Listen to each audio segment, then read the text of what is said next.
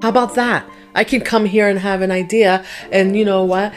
Learn something, connect with people that are like-minded and high vibrational and a little bit higher vibration or a lot higher vibration than I am, and eventually change my mind, because that's what it's about.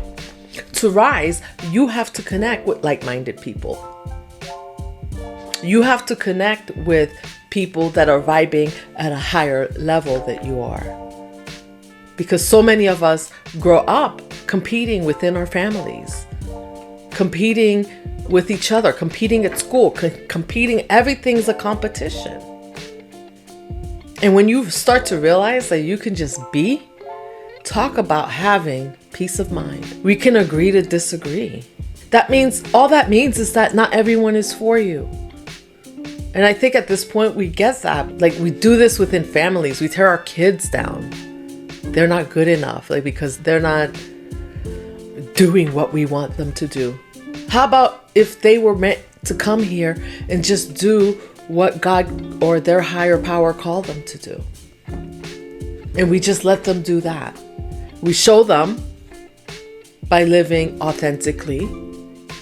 We show them by not going to war, not creating war with them. Our own children, we do this with.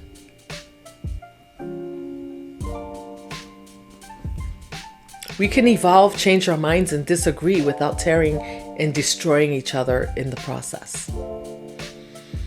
That is the kind of legacy worth living. That is the kind of legacy worth leaving behind. Not one of war, but of wisdom.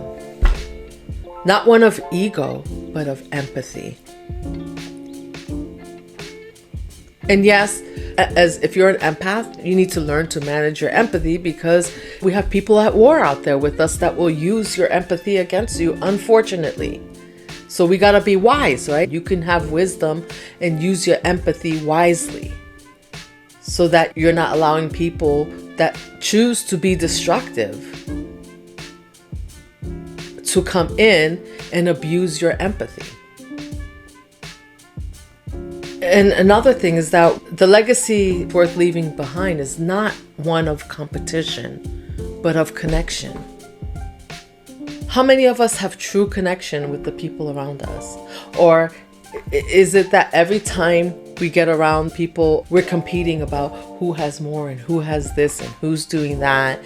And of course, the people that you interact with should be aligned with your values.